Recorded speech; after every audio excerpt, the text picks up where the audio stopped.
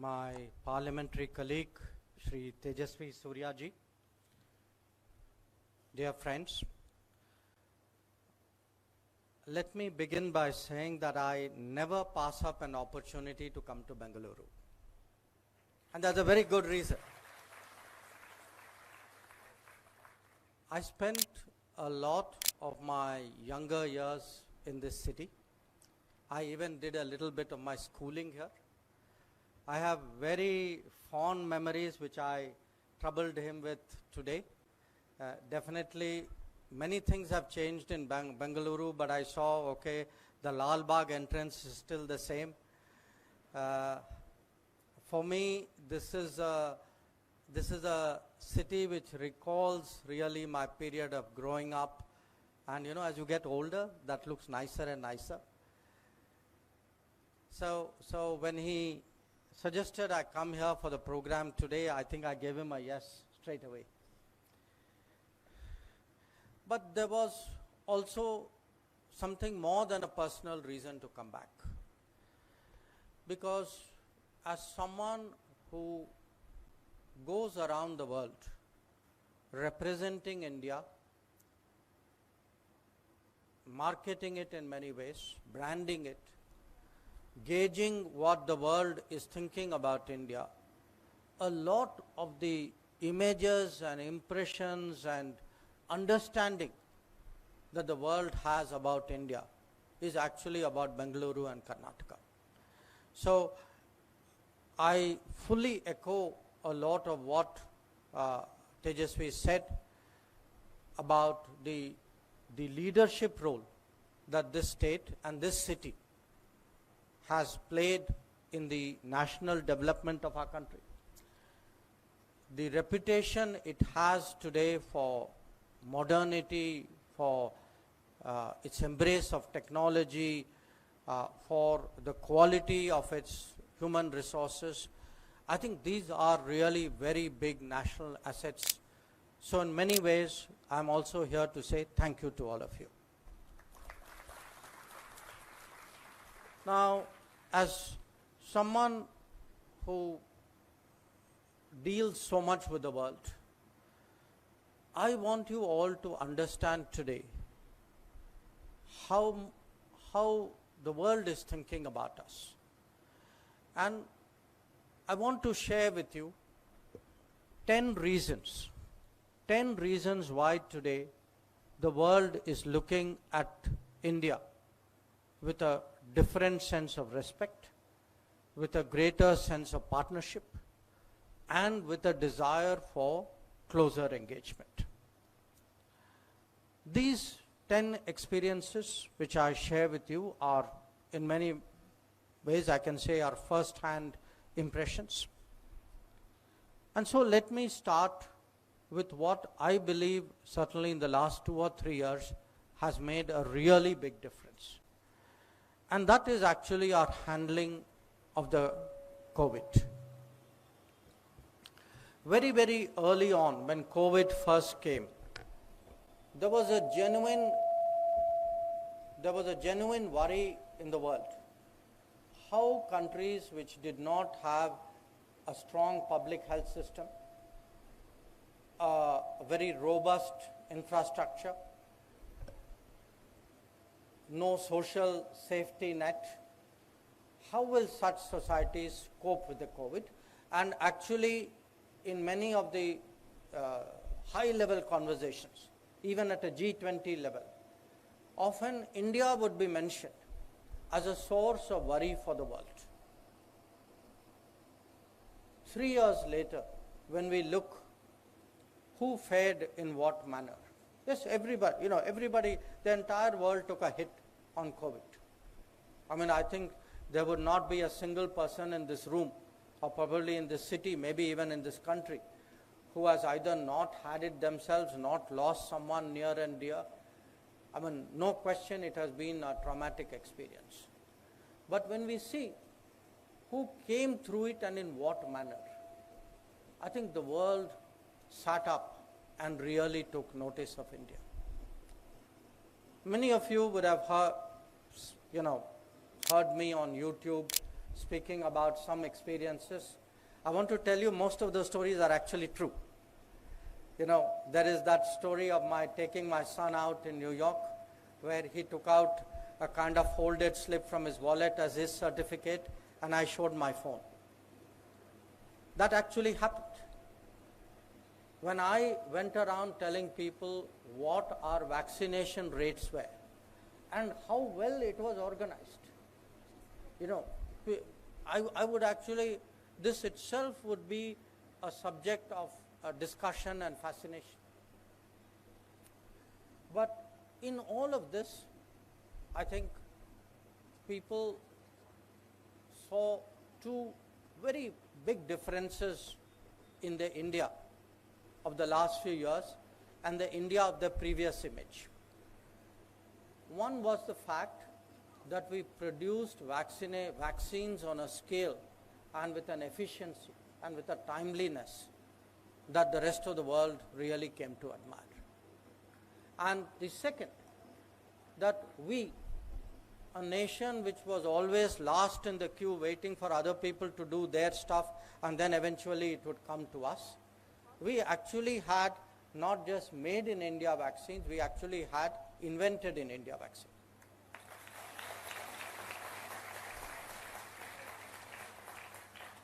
Now, it's a different matter that some people ran it down.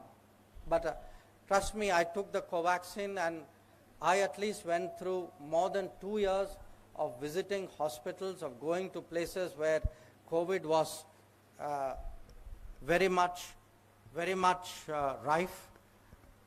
It took about 2 years for the vaccine to catch up, for the virus to catch up with me. The second reason was actually our economic recovery. Now, you know, when economies start to contract as the COVID, many places shut down, we also had our lockdown. A lot of advice was given about how governments should handle this. And a lot of governments spent a lot of money, you know. They gave away enormous amounts of money to companies, to various institutions in the hope that they would pump prime the economy and that this would soften the impact of the COVID.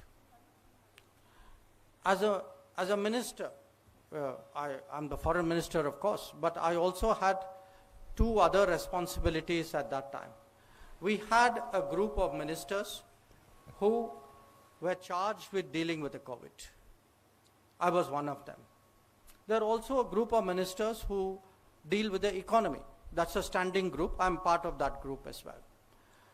Now, when we discussed how to handle with the COVID, the economics of it, Prime Minister Modi was very clear that he would spend the money, the taxpayers' money, very carefully, very prudently. He will give it to the people directly, make it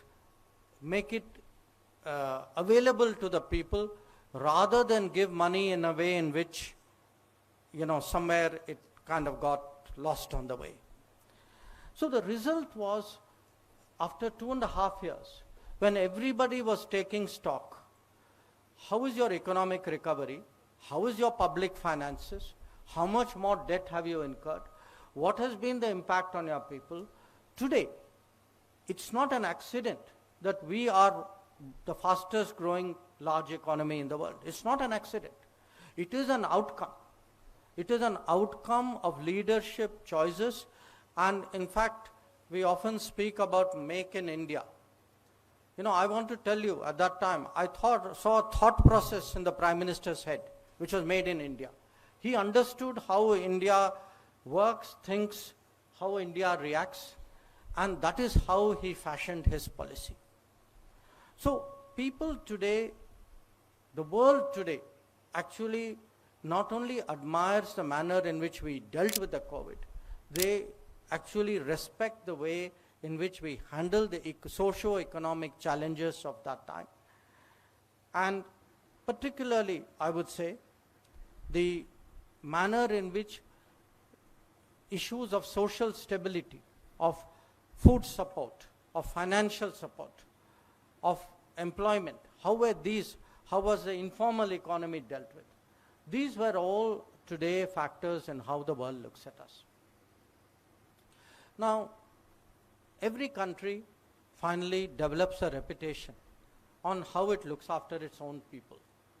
I've spoken to you about how we dealt with at home. But we are one of the countries which had the largest number of people outside India. We had 1 million students, people just like you, who were at that time abroad. In many cases, their hostels, their countries told them, COVID, shut down the hostel, please take the flight and go back. And most of the time, there was no flight. Now, we had people who were seafarers, who were in merchant shipping, people, large number of people who were tourists, there were blue-collar workers, there were many IT people who had gone out on jobs. So, that whole, I would say, responsibility, how do you take care of a large number of people abroad? That is what we also demonstrated during COVID through the Vande Bharat mission. And in the Vande Bharat mission, we brought back 70 lakh people, 70 lakh, which actually, honestly, in the history of the world, nobody has ever done. But I'm now giving you COVID. We had a much more recent challenge, which was last year, the conflict in Ukraine. Again, we actually had young students involved. We had about 20,000 students. A few of them went back in response to our advisories. But the bulk of students, want to stay. They do not want to leave their studies. It's entirely understandable. Now, how to bring them back in the middle of a conflict? That too was something which was a very big responsibility. But there again, no country ran the number of flights. We did 90 flights to bring back our students. We went to every one of the neighboring countries. In every case, a minister was sent saying, you go there, you stay there, you will be there till the last person boarded the flight. And people saw two things there. The world saw, here is an Indian government willing to use everything, including the Air Force, to bring back its people, which takes its responsibility seriously enough to send 5 cabinet ministers, saying, you will personally sit there till our students come back. Now, one part of it is looking after your own. It's in a way very natural. I think what has also changed with us, which the world has taken note, is we have started to also respond to the needs of other people. We've been doing it, over the years, after 2014 especially. Some of you will remember the Nepal earthquake. There were some challenges in Sri Lanka and Maldives. But just a few weeks ago, what happened in Turkey. When the earthquake hit Turkey and Syria, literally within a matter of not even an hour, I would say an hour, a little more than an hour, already the Prime Minister said, you need to get a force out there. We need to, because we have disaster relief capabilities. We have mobile hospitals. How quickly can you get them out there? And again, literally within 2 days, we were there. From the time he gave the green signal, it took us less than 2 days. And, you don't have to necessarily, be shaped by what I am saying. Sometime look at the YouTubes on what the Turkish public says about the Indians who are there running a hospital. They're actually running a hospital in a school out there. Now, those are the kinds of things today that shape the image of India. If you ask me, pick a single thing in the last 5 years, I would say it is Vaccine Maitri. It's Vaccine Maitri because, every September, there's this UN General Assembly. last September, a bunch of countries actually came to us and said, we'd like an event where we want to tell you what we think about you. Because we are all recipients of your vaccines and Vaccine Maitri. And you should hear them.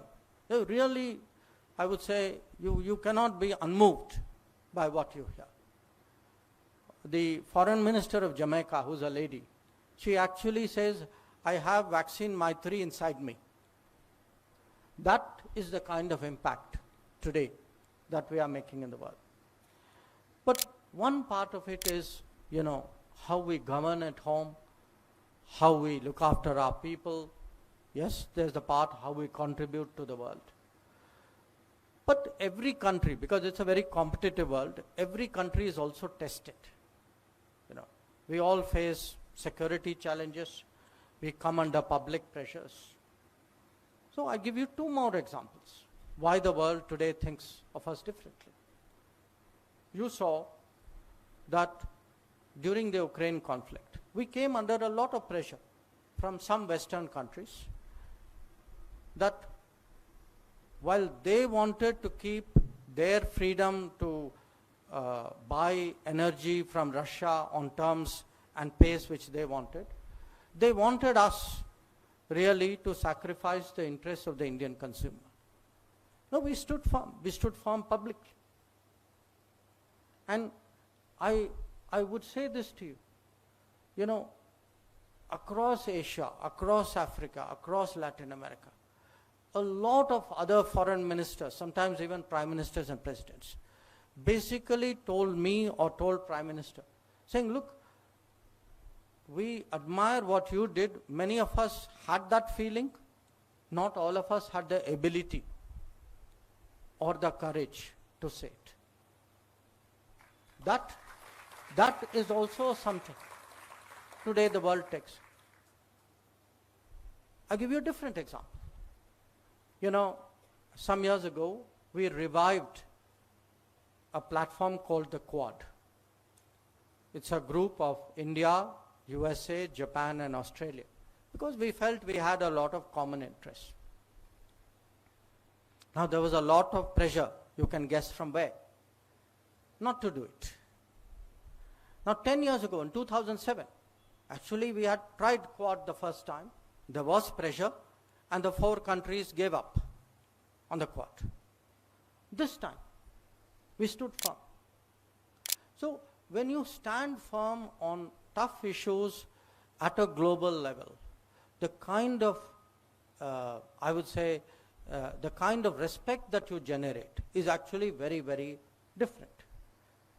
But sometimes it can be, you don't have to go out in diplomacy or in a, I would say, in a global arena. It can be right at our border. How a country behaves when its security is threatened, when its people are attacked, that too is a judge of our character. So, if you compare what we did after Mumbai 26/11 with what we did at Uri and Balakot, the world draws a message from it. When you see our soldiers after 2020 deployed in the northern borders, in the Himalayas against China, and you compare today how we are supporting them, sustaining them, making sure they have the capabilities. The world remembers how were these people in 1962, how are they today.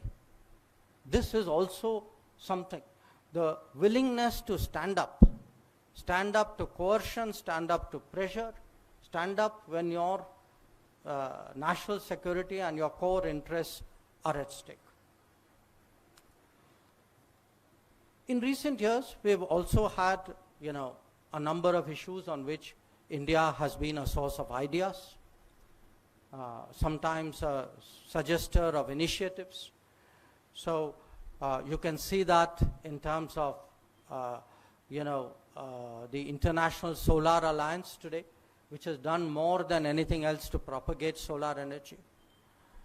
You see this right now in something called the International Millets Year. That too is something which is very important for food security. When it comes to disasters, because as climate change increases, there'll be more and more disasters. India was the first country to propose a global coalition for disaster resilience. So we are no longer today the receiver of ideas, or the receiver of assistance, or the receiver of what other people give to the rest of the world. We are also today a contributor. We are a giver. We are a provider. We are a responder. That is today the changing image of India. But in the final analysis, what the world thinks about India is determined by two factors. One, the buzz, the energy, what they sense is happening in India. And most of all today, this is visible in the digital domain. The scale of what we have done digitally. When I go around talking to people, saying, we deliver food to 80 crore people. We give money in the bank accounts of 40 crore people. Even the Ujjwala, the gas cylinder, is given to 8 crore people.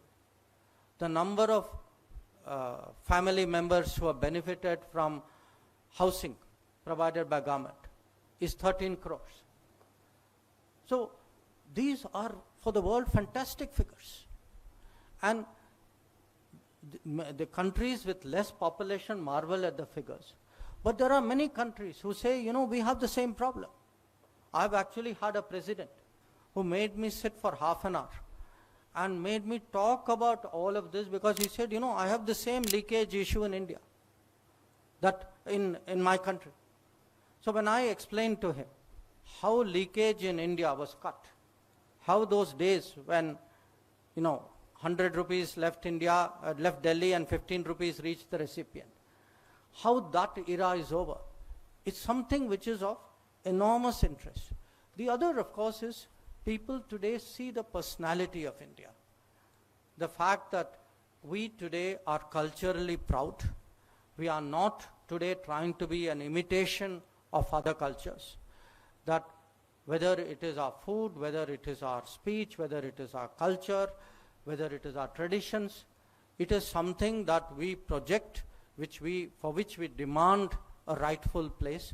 And that, I can tell you, the rise of a civilization again on the world stage, that is something which the world knows about. So what are the challenges? I would say there are three big challenges. One, to progress further, to build on all this, it's important that we be Atmanirbhar. Atmanirbhar, not that we should be protectionist, not that we should say, everything abroad is bad and everything must be made in India. Atmanirbhar means the key things, the core things, what we should be doing for our people, what we are capable of doing. If you take the defense budget, 10 years ago, we were importing, all sorts of things. Today, you can actually see, as a result of Make in India, that, it could be clothing, it could be weapons, it could be artillery. Once you actually start tapping your own people, your own talent, we look at drones.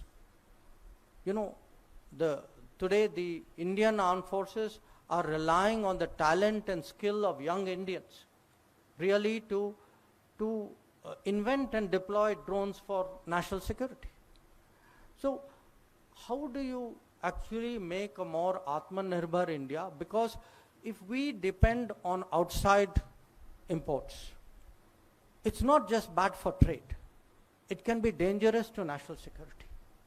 That countries can take advantage at moments of crisis.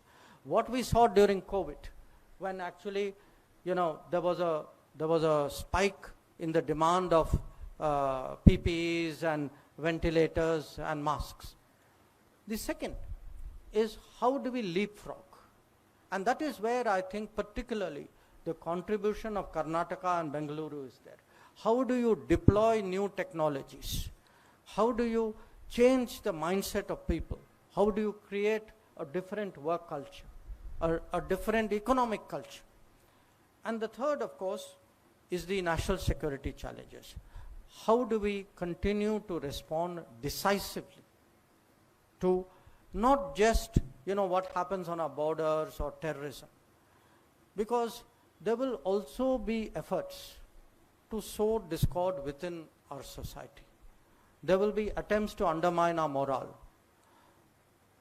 Today, in a globalized world, there are different ways by which ill-wishers can influence events. So it is something that we need to be very, very conscious of. So the point which my message to all of you today is, there is a world out there that is very different.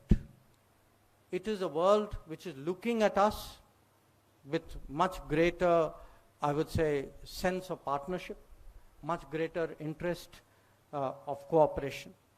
But we also need to look at the world differently. The world today is much more of a global workplace than it has been. Every country today, every developed country today is actually trying to interest us in how do we get our skills and talents.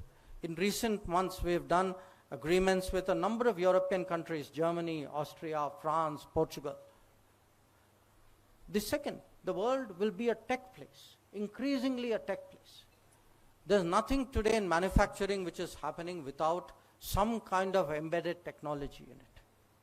The world will be much more a services-driven economy. The world will be a stronger supply chain. Supply chains, we have a chance to participate in it. And the world will be a place where there will be an interest in collectively shaping our future. So I actually would impress on you the point which Tejasvi ji made. Foreign policy is not something abroad. If we did not handle the Ukraine issue right, each one of you would be paying so much rupees more for the petrol that you fill in every day. If we did not get our relationships right, we had to find even new sources of cooking oil, because Ukraine was one of the largest suppliers of sunflower oil to India. So we had to go around the rest of the world finding some other source, and we found a lot of it in Latin America. If we do not, for example, attract global manufacturing to India, that lovely instrument on which all of us spend so much screen time, that will be much more expensive, and it will not be something which would be made in India and which would in fact incorporate features which reflect its consumer base. So the idea today that there's a world there and there is we in India, that era is over. I think the young people of this world realize it. So I am standing before you here today to share with you that sense that the world today is much more India ready, and that is what we actually are trying to use the G20 to reinforce. Because the G20, G20 has 200 meetings. The G20 has the most powerful influencers in the world. I mean, if for every meeting, if you put a few hundred people coming, when those few hundred people in every meeting go back, they are influencing what the world is thinking about us. So we have to get more world ready. The world has to be made more India ready. It is happening as we speak. But it will happen there's no it's not pre-decided. It will not happen by itself. It will require vision. It will require leadership. It will require understanding of technology. It will require, how do we overcome old thinking and vested interests. It will require you to make your choice. It will require you to make your choice, because every at every step, something more is getting decided about the country. A crucial state like Karnataka, when if Karnataka does fabulously, the entire country is benefited. And that is the consideration with which today I ask you to look at the world. I want to say that when I go out and I talk to people, for me occasions like this are hugely helpful, because when I go around the world and say, look, I meet young people, I listen to their ideas, their questions, I see their optimism, their interest. It is something which makes an impression on the world, because we are seen today as a country of the future. We are seen as a country with a future. And that future is something which all of you have to decide. Once again, I thank you very much today for the opportunity to share this.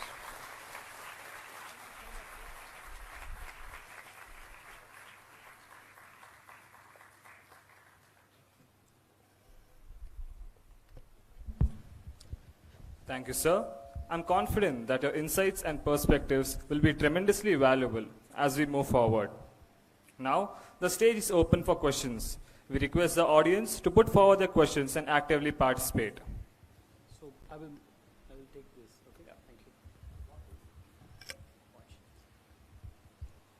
So thank you so much for that very insightful remarks. I already see hands going up. So when sir asked me, yeah, I see all of you, yeah, hang on. But I want to exercise the privilege of sitting here by asking the very first question, then I'll come there.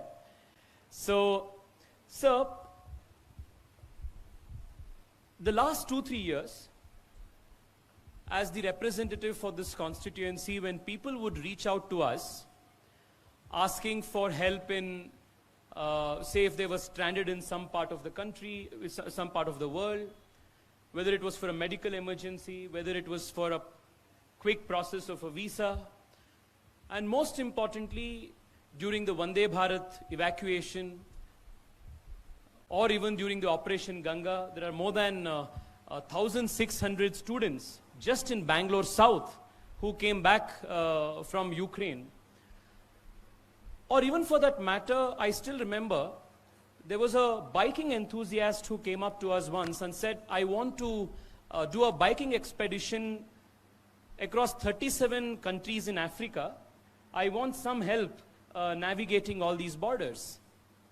I still remember, sir, whether it was during the Vande Bharat crisis or whether it was the Ukraine war, whether it was later, you or your office or even the consulates of Indian embassies and consuls abroad, they are a WhatsApp away. And this isn't an exaggeration. In many, even yesterday, a very prominent singer from Bangalore reached out to me at 1:30 in the night. I was on my way back from Gulbarga. I was in the train. He said, there's an emergency. I'm stuck in UK. He sends me a WhatsApp. We draft it again, put it on a letterhead, send it to the UK consul. And this morning, there's a message. He says, sir, thank you for this. Same set of officers, same set of people, the same set of rules. But there's such stark difference that we are seeing, and foreign policy is not something that was so distant now. It's something that is touching everybody. What has changed? Because you were a bureaucrat and now you are leading the ministry yourself. What has changed? I get a paragraph, I get a sentence, or I get a word? I give it to you in a word. An essay. No, I'll give you a word. Okay. Modi. You know why? I'll tell you a little story. When Operation Ganga was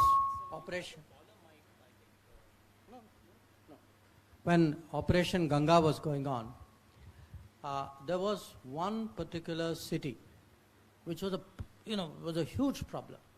There were students stuck there. They were living in kind of air raid shelters. The Russians were just outside. there were Ukrainian forces there. This was in Ukraine, northern Ukraine. And there was a militia which was under nobody's control. And our students could actually, hear shells landing. And we'd keep telling them, saying, no, keep courage, we'll come, we'll get you, etc. One day, we actually got to a point where we got the buses there. The students came out, they sat in the buses, and the firing started. So they all rushed back. So we had a situation where, it was very difficult to actually, how do you motivate them? How do you give them the courage to come out? And we were sort of, we're talking to them really round the clock. It had been going on for a few days. So we came to the conclusion that the only way was that somebody would have to go. Somebody would have to go all the way to that place to tell them, saying, look, guys, you're okay, we are here, we'll take you out there. So I had a, shall I say, management challenge on my hand. How do you tell somebody saying, why don't you go to a war? There's a little war going on there. Why don't you go there and risk your life and, do what is to be done? Now, the interesting thing was, while we were discussing it, two of my senior, and it had to be someone who spoke Russian, okay? So two of my senior officers told me, they said, we'll go. Now, one part of me said, okay, wonderful, they are solving my problem. One part of me said, okay, these are people, their families, God forbid something happens, what do I do? Now, they finally gave them the go-ahead to go. But I asked them, I said, okay, tell me, what motivated you? So they gave me that answer. They said, look, you have expectations of us. The country has expectations of us. But we also have a sense that the Prime Minister has set his heart on getting everybody out, and we collectively cannot fail him. So, when you have a strong leader, when you have someone who wears the commitment on their sleeve, where it's amazing how the rest of the society rises to that challenge. So when you ask me, same person. Now, sometimes it can be, okay, motivation, but also apply technology. Take passports. If you had been MP a few terms earlier, you'd be writing to me every day about getting some passport for somebody. Today, you don't even know what's happening. And you should not know, because passports today are being issued as they should be. Faceless, contactless, you give your application in, and it comes out. Now, there again, how did it change? Here, actually, how to get a system to adopt technology, that itself is a huge challenge. So when I said Modi, it was not a smart answer, it was actually a real answer. So, Bangalore has the youngest population in the country. It is the youngest city in the country with the largest number of millennials living here. Every time I encounter people, say at the airport in Delhi, airport in Bangalore, Chennai, wherever, one very big ask from people of Bangalore is that a city of the stature of Bangalore does not have the US consulate here. Many young techies must travel all the way to either Hyderabad or Chennai or Delhi, spend 2 days, 3 days for their visa appointments. They have to spend on the stay. While we contribute 40% of the country's IT revenue, why doesn't Bangalore have a US consulate that makes it so much easier? I had earlier met with you also, sir, and I only thought that it's appropriate to again request for this in front of such a young Bengaluru crowd. Look, if I were, a resident of Bangalore, this makes perfect sense. If I was a decision maker in America, it also makes perfect sense. So, why it has not happened, honestly, it's not something I can do as an Indian foreign minister. It's something which obviously my American counterparts have to decide. But I do think it's a very, very compelling case. It's honestly a no-brainer. And since you have put it to me so strongly and repeatedly, and I can see what a response it evokes out there, I assure you the next time I meet Mr. Blinken, I will hammer home that message with at least as much force as you have done. Thank you so much, sir.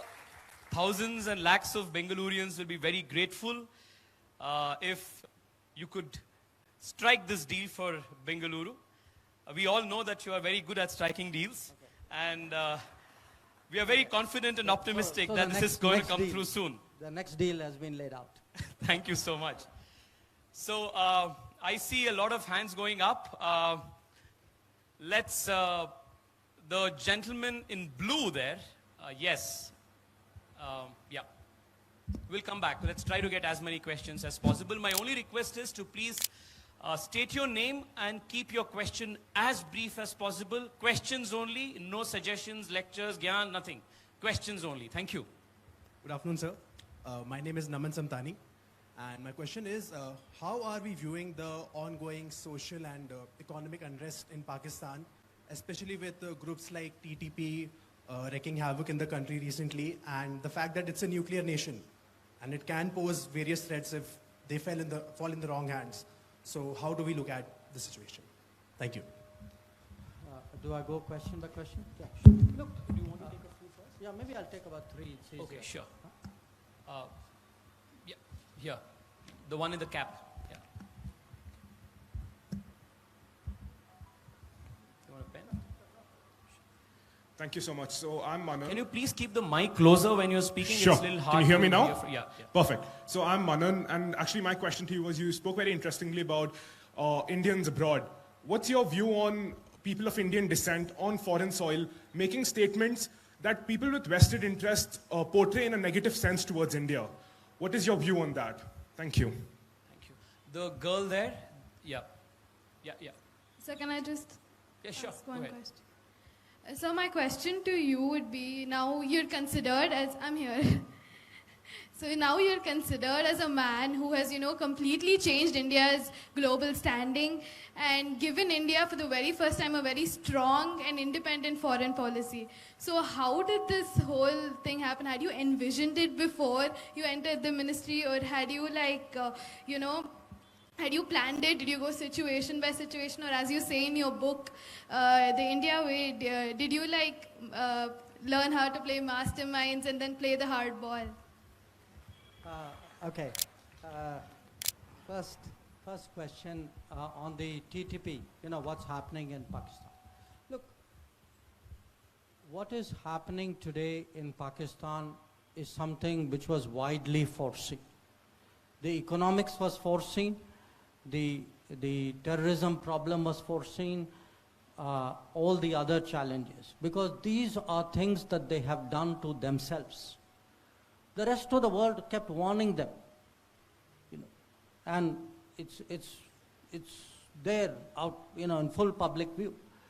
But if a country has a leadership, has institutions which are so short-sighted, who play with fire, who actually have created for themselves these Frankenstein monsters, then honestly they have nobody but themselves to thank for it. So, and then, what I find difficult is, they have nuclear weapons, so as though we are supposed to do something about it. Well, they should have, they had nuclear weapons when they did all of this. So, to me, it's an object lesson of what happens when you follow the kind of policies which will lead you to exactly where they have come to today. On, people of Indian descent when they do or say negative things. Look, I want to say this. The bulk of the people, Indians, whatever passports they hold, I think are linked to India. They are deeply, still in a way attached to us. They take pride in our progress. They want to contribute to it. You have really, in a few places, honestly, a relatively small number of people. Now, you have a small number of people because sometimes they misuse it, to try and, for example, to say, I'm being politically persecuted and therefore allow me to stay. So it's actually a visa game, which they are playing in the name of politics or human rights or whatever it is. So sometimes they are misused by adversaries, and that is actually what is happening today. Our point is this, that when this kind of thing happens, look, we are a democracy. We are the largest democracy. In my view, we are one of the oldest democracies. We have democratic traditions, in this society which go way, way back before most others. Nobody argues with the fact that there should be freedom of speech, that there should be civil liberties. But these should not be misused to, espouse radicalism, violence, terrorism. So there is a difference between having rights and misusing rights. And when other governments don't appreciate this difference, I think they need to be reminded, sometimes effectively. On the transformation question, look, life sometimes is an accident, honestly. So when people ask you for sort of career advice, etc., a lot of it is, things happen, you yourself don't know quite how it happened. I mean, in my case, to be honest with you, I'd had 40 years plus in the foreign service. After that, I joined the Tata Group. I was focused on something quite different. And honestly, I really think, other than Narendra Modi, I cannot think of anybody else who would have thought of making somebody like me, bringing me into politics. And but I would also say this, look, there are no politicians, I'm not like this guy. So there are no politicians in my family. I honestly never even thought about it. But I would say, if it wasn't a Modi, I'm not sure I would have made that change. I wouldn't have made that. To me, it was, look, I see someone who is genuinely giving everything he has to change this country, to change this society. And how can you not support this endeavor? So, and once you are in it, I'd say your kind of environment rubs off on you a little bit. So you learn to walk a little straighter and stand a little stronger. And so when I get pushed around, maybe I didn't like it before, but I was a bit more diplomatic about it. But I now feel, okay, guys, this is a different India I'm representing. I'm not going to take that.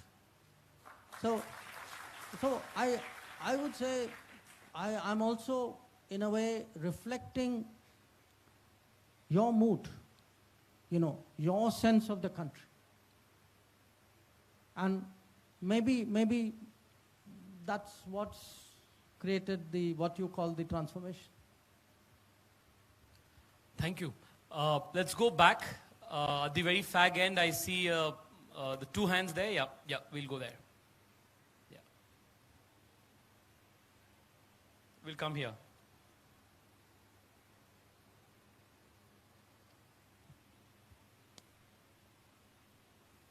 Long press.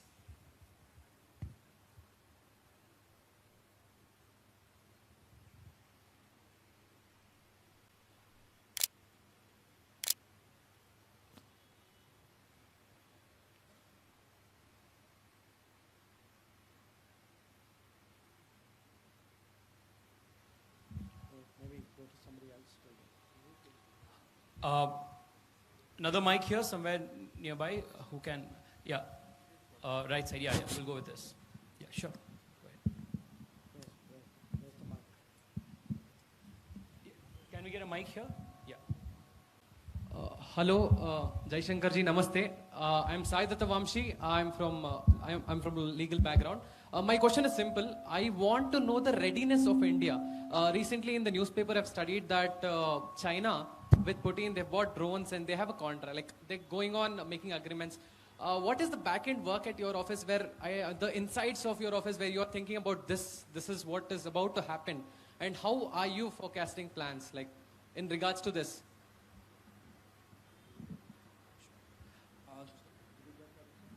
Could you be a little louder? Sorry.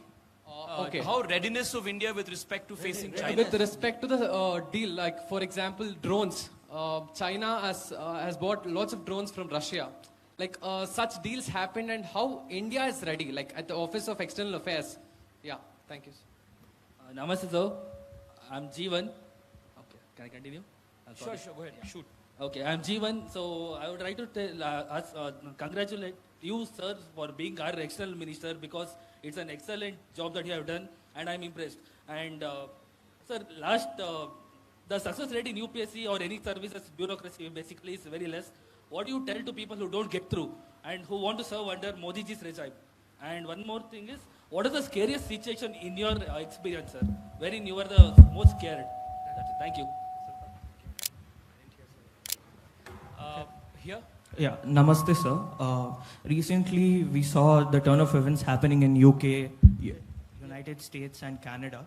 The ambassador to UK, Vikram Doreswamy, raised red flags on the securities, but the police over there were very complicit. They did not listen to him, and we all saw what happened. Yeah, what's your question?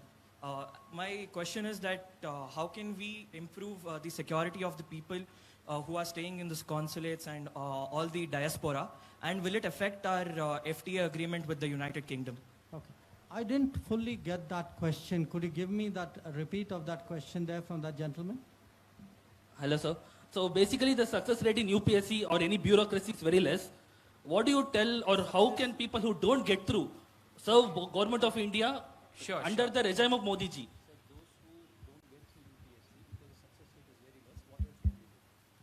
Sure. Thank you. Here, girl here. Yeah. Yeah. Namaste, sir. Brother, 1 second. I'm here trying to do something, na? Please. Here, yes. No, I can't hear you. Wait. The mic is coming. Mic is coming. Good afternoon, sir. My name is Sanchana. My question is, does the Ministry of External Affairs allow spouses to be posted together during foreign posting if the partners are working in the MEA? If both are working together, does the Ministry of External Affairs allows it? Thank you. The minister, if your partner is working in MEA? Can the spouse also go there? On the MEA itself. Yeah, here. You want to take this? Let me. Yeah, okay. The next round. Let me stop here, then I'll.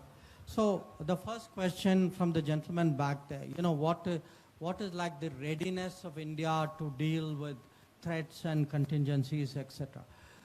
In the foreign ministry itself, there are I would say people who are tasked with looking at particular regions or particular subjects, and sometimes the region and the subject will converge. So you can have, say, somebody who looks at Gulf, but you can have somebody who is looking at passports, or who's looking at energy, or who's looking at technology. So depending on the issue, a certain combination of people would come together. So think of it a little bit like a business, okay? You have different verticals. Depending on the business proposition, the right combination of verticals would come together. But in today's world, there are many things which are not limited to the foreign ministry. If you're looking at security matters, the military will be involved, intelligence will be involved, the defense bureaucracy would be involved, National Security Council, Secretariat would be involved, or you're looking at something which is more economic, then you would have trade or finance. So you have at different levels, it goes, at the highest level, for example, the Prime Minister has a group of 4 ministers. These 4 ministers constitute what is the security, the Cabinet Committee on Security. There would be a group of ministers who will deal with economic issues. There'll be, when we had COVID, we had a group of ministers who were charged with dealing with COVID. Then below them, the secretaries, and below them, the whole system. So the change, because again, the government's times change, governments change, the work culture changes. Under Prime Minister Modi, it has tended to be much more team-driven.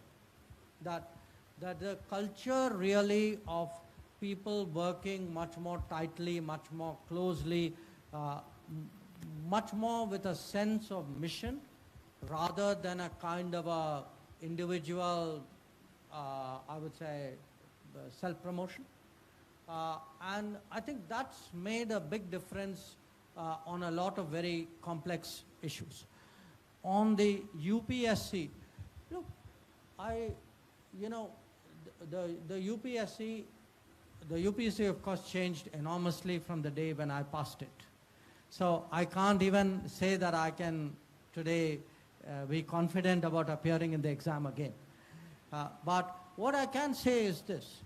I think for young people today, there are so many other options which it just didn't exist at that time.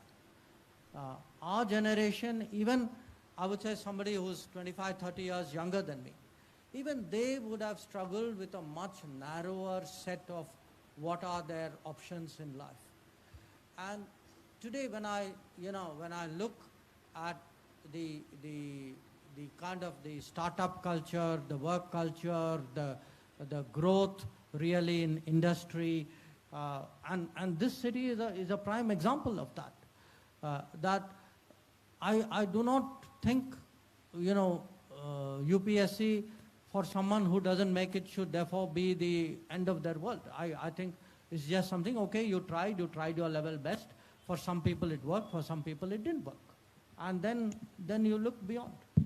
I mean, my children did not choose to take the UPSC exam, but honestly, if they had, this is the advice that I would have given to them as well. On the flag, the security of the High Commission. In this particular case, in UK, whenever any country sends an embassy anywhere abroad, it is the obligation of the receiving country to provide the security for a diplomat to do their work. It is the obligation of the receiving country to ensure that the embassy or the High Commission or the consulate, their premises are respected. Okay? These obligations were not met. That day when those, I would say vandals appeared before the High Commission, what was our expectation was not there in terms of security for the High Commission. So we've had conversations with the British government after that.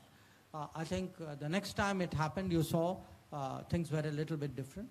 But it is our expectation. As I said, many countries are very casual about it. They have a different view about their own security and a different view about other people's security.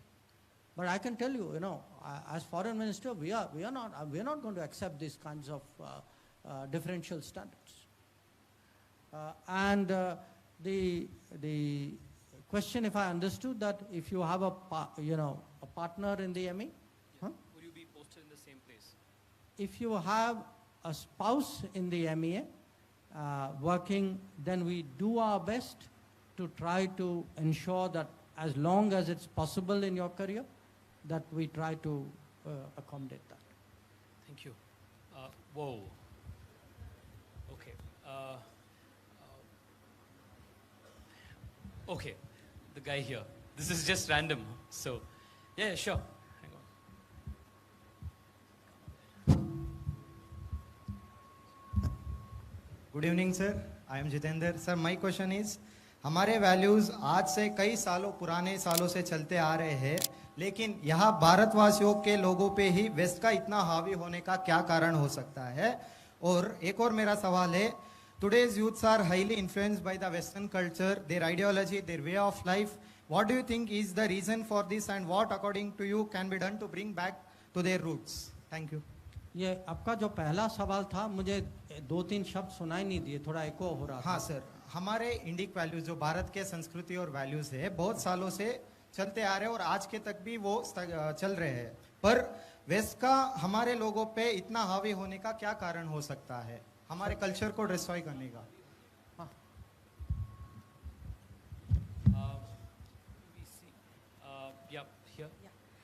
So, sir, the entirety of an external affairs minister's post involves traveling immensely and keeping your morale always high. Sir, how do you such a hectic schedule maintain to keep your fitness level high? How do you do that? Your fitness levels.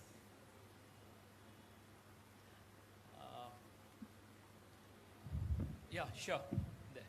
Namaste, sir. This is Somshekhar. Even I was one of those students who are stranded in Ukraine past year. I would like to utilize this opportunity to thank you on behalf of all those students who are studying in Ukraine. I would like to thank you for the Operation Ganga, under which around 25,000 Indian nationals were brought back from Ukraine. So now my question is that India being a successor state of a civilization, does the culture of Bharat and the civilizational aspect of Bharat constitute a more prominent element in the India's foreign policy in today's contemporary world? You can take one more.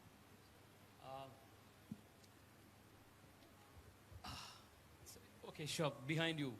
Yeah. Sure. Go ahead. Mic is coming.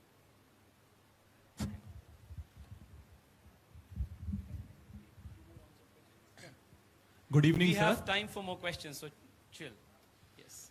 Good evening, sir. Myself, Pratham Makhija, and I'm a student from International Relations. I have two small questions. That are we going to deal the same way with the events with the foreign countries, like attacking India using soft powers like BBC documentaries?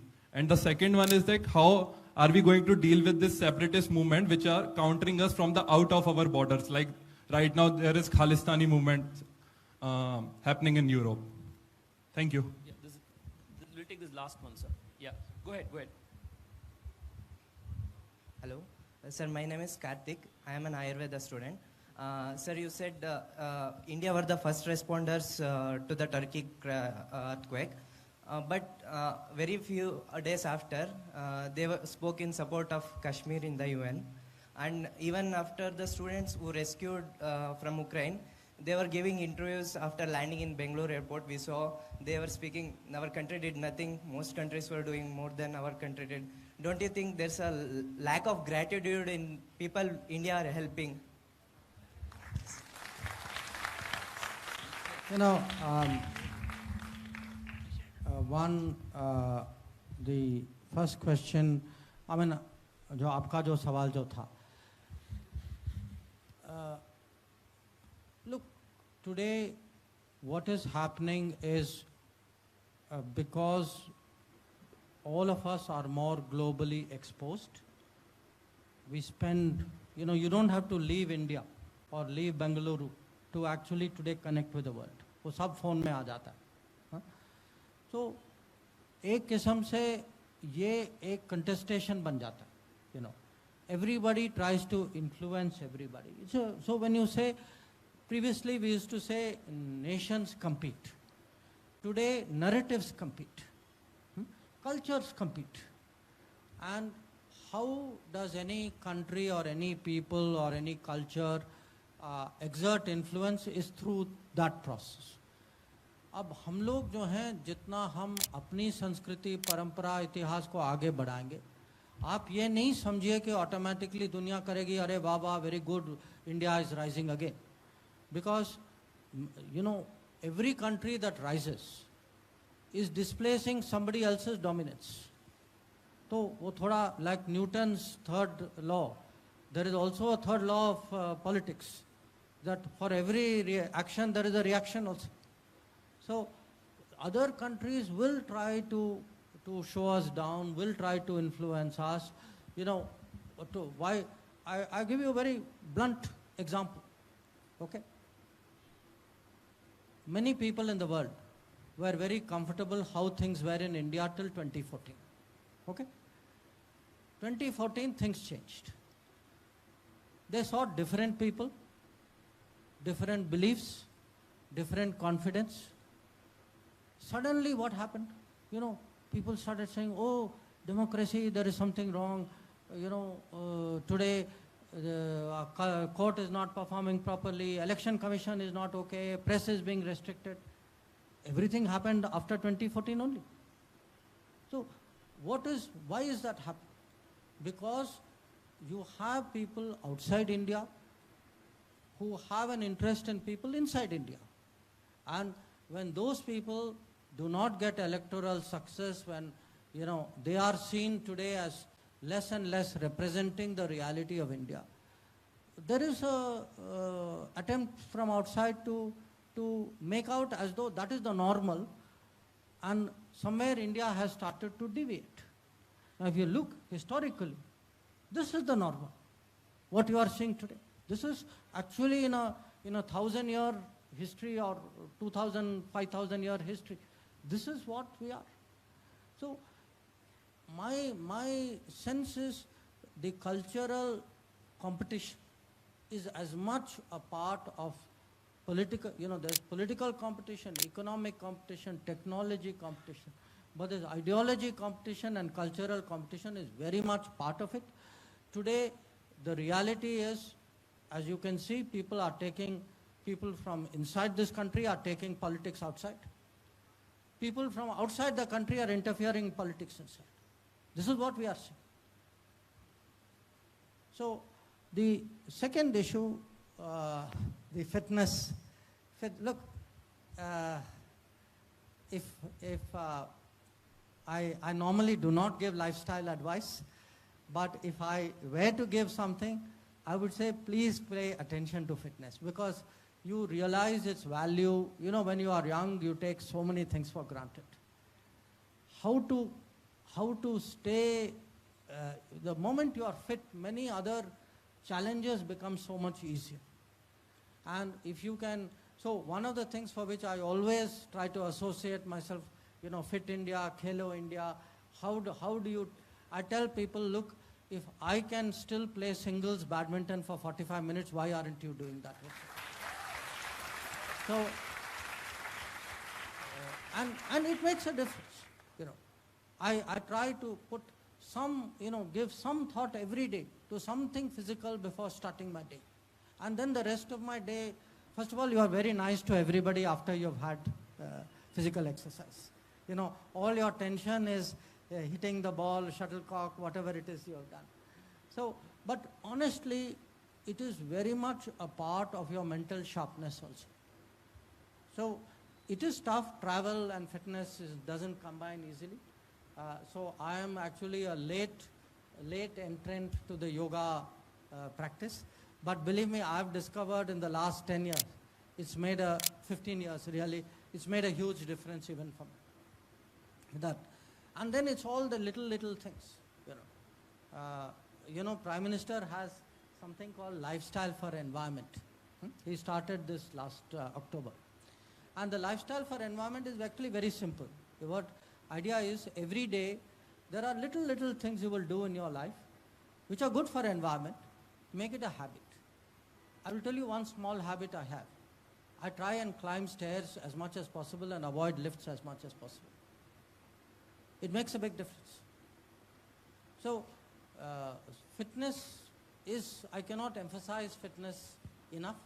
And believe me, I truly value it. And as anybody sitting, I think, higher up in the row of this hall will tell you why fitness becomes more and more important with each passing year. On the Ukraine issue, the culture, yes, I come back to the gentleman who asked this question, that, you know, to the extent India is more Bharat, what is the change? The change in India, and I'm being very objective about it. If you look at the leadership of India, you look at the parliament of India, you look at the success stories of India, you look even at the cricket team of India, these are no longer only people from big cities and privileged backgrounds. That is actually proof of the success of our democracy. And today the more we have every part of India represented in as many activities and endeavors as possible, the more of Bharat will express itself. Prime Minister Modi keeps saying, and you are seeing this even with G20, India is not Delhi. This is a mindset which we people living in Delhi have to get out of. And one of the reasons we are doing G20 is precisely to get out of that mindset. But when I say Delhi, I just don't mean physically Delhi. There is also a culture. In Delhi, we call it Lutyens culture. The people who feel that, governments come, governments go, but we are there, We will decide what is right and wrong, what is, what should be, what are the views expressed in the media, who should be raised, who should be criticized. So how do you break the hold of a narrow elite on the largest country in the world? This, actually, people don't realize how much of a transformation Narendra Modi has actually brought about in this area. And on the soft power, the BBC kind of, again, these are all linked issues. There are,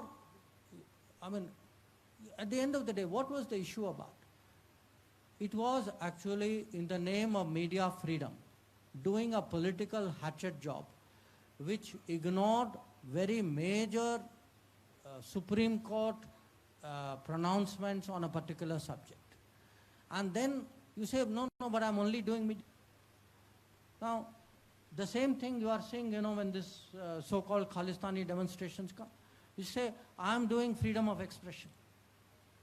Now, freedom of expression doesn't extend to violence. It doesn't extend to somebody, today desecrating my national flag. That is not freedom of expression. So I think we need today, as a country, to be firm about it, to call out these exercises when they happen.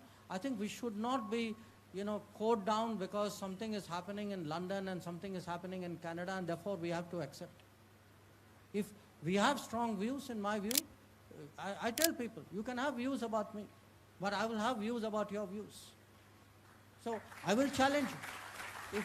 If I see you factually wrong, if I see you selectively using facts, if I see you distorting reality, don't think diplomacy means I will shut up and put up. I will not.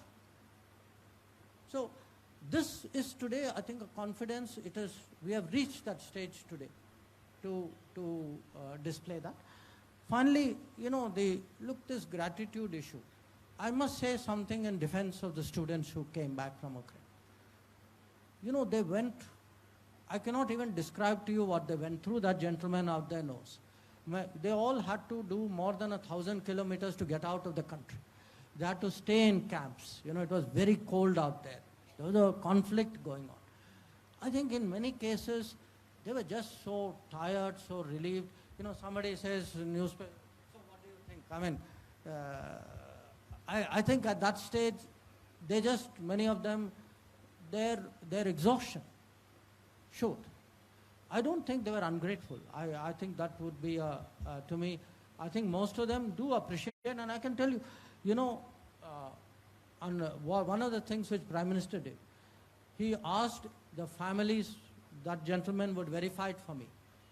Do you know, government sent to every family of every student someone out there to say, look, don't worry, Prime Minister will bring back your son or daughter.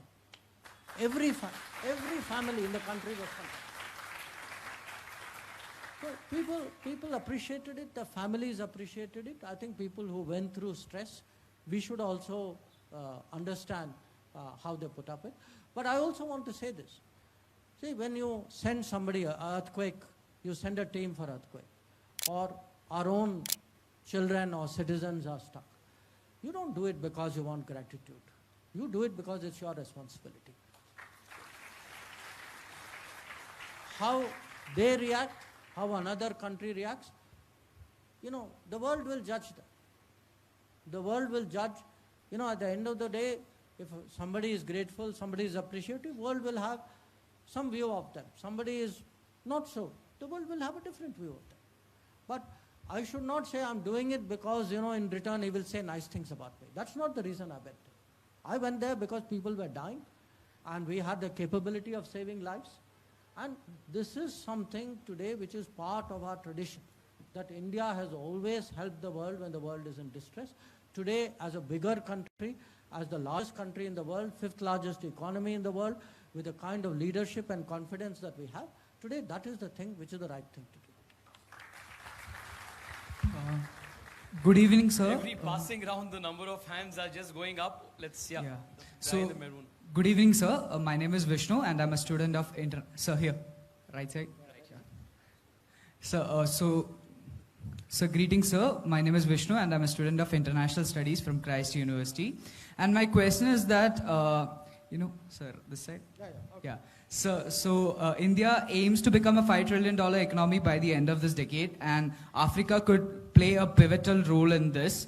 But with the Chinese interests and investments looming around, what do you think would be the best strategy to approach African countries, given that, they are abundantly blessed with natural resources? Would it be through trade, aid, or foreign direct investment? That's it, sir. Thank you. The guy in green there.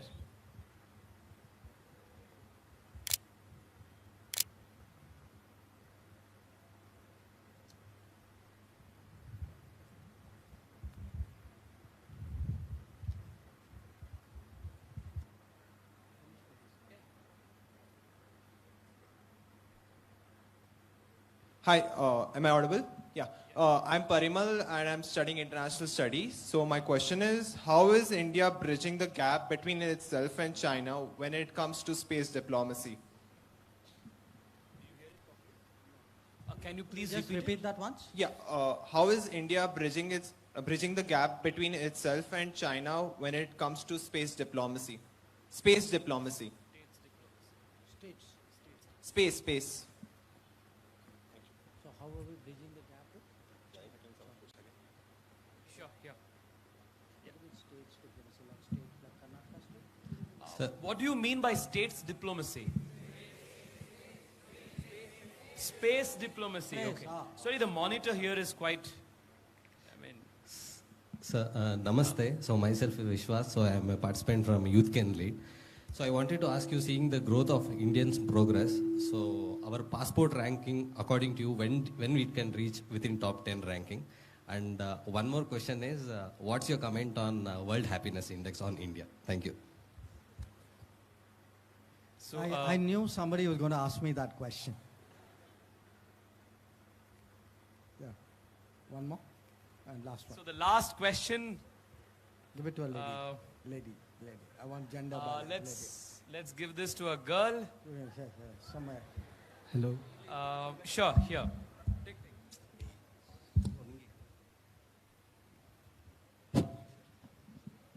Hello, sir. My name is Nischala. So India has faced a lot of hypocrisy from a lot of countries since independence. So how far do we forgive and forget in this ever-changing geopolitics? And how do we make these decisions? Thank you. Next time, guys. There's always a next time. Thank you. So, look, where Africa is concerned, today African countries, they've had a really rough time the last 4 or 5 years. Most of them were last receivers of vaccines. In many cases, the rates of vaccination were less. They went through a lot of travel issues. Their economies were very badly hit. Then came Ukraine. They took a hit on oil prices, on food availability, on wheat shortages. So their situation today is really, really worrisome. Therefore, what Prime Minister felt was, when we are doing our G20 chairmanship, presidency, we should actually talk to all the countries of the South and get their concerns and speak for them. And we did that exercise. We actually spent time, Prime Minister himself and about 4 or 5 ministers, and we actually engaged 125 countries, of which 54 of them were African. Today, Africa wants to go more digital. Africa wants to go more green. Africa has, like the rest of the world, developed greater awareness about health. I think there are ways by which our capabilities and our experiences can help them. What we should do is to actually support the growth of entrepreneurship, create, the infrastructure, the businesses there. It should not be the fate of Africa to become like a resource source for the world. There are 1 billion people who live out there. They are demographically younger than any other continent. So their talent also must be given a chance to express itself. And I think India would do its duty by providing options and alternatives. If you put options and alternatives on the table, I'm confident many people will exercise or choose some of them. Regarding space diplomacy, this is a new domain or newer domain. There are a lot of ongoing discussions about it. At a multilateral level, just like in the 60s, 50s and 60s, they were on nuclear issues. Today, space is an area really where different countries have competing interests. But space diplomacy is also can be bilateral. We have done launches for other countries. We have helped other countries make satellites or made them, customized it for them. We have done it for some of our neighbors. We did a launch for Bhutan. There are other countries who want today to utilize our capabilities out there. And we also, in fact, help countries or partner with countries in ensuring that their own satellite fabrication capabilities increase. So space is an area where there will be much more activity. To me, like chips, cyber, chips, space, these are today the new domains really of international cooperation and also of international competition. In terms of passport, we are working at it. We of course are hoping to launch sometime in the coming months a pilot project for the e-passport. But how do you strengthen the acceptance of the passport, the reputation of the passport? That will take time, because the way the index is made, the index itself is made in a way in which there is an inbuilt, I would say, bias in the index. I would not be too hung up on that hierarchy. I would be much more focused today that do we have, easy visa arrangements? When we travel abroad, do you have the backup of your government? When you go for employment somewhere, do you have the same rights as the people who are working out there? If you are a student, do you have the ability to work alongside your studies? Because for a lot of students, that is very important. So if we do all that, my sense is it would feed into the narrative of the contributing Indian in the global economy. I would rather go for a branding of the Indian rather than a hierarchy of the passport. To me, that is the right way to go. On the happiness index thing, I think you should actually tell everybody to come to Bangalore. I mean, you can see which is the world's happiest place. Particularly on a Friday night. So you know, I don't know how these guys make up those indexes, okay? But I can only tell you one thing. A Singaporean friend of mine once told me, he said every time he travels out, he said, you know, I just have to go to some place and look at the faces of people, that is my happiness index. And his sense was people in Europe didn't look that happy. People to him in India looked very happy. Now, I'm not necessarily saying I'll make an index out of it, but look, these are all mind games which people play. You know. And finally, the forgive and forget. Do you forgive and forget? You should never forget. It's a big mistake. You know, if you forget, you are not learning the lessons from it. If you forgive, it depends what you are forgiving. Some things I would never forgive. You know, if somebody attacked my city, if somebody violated my sovereignty, I would never forgive it. And I would never forget it. So, forgive and forget is nice in personal relations. I think nations need to have longer and better memories.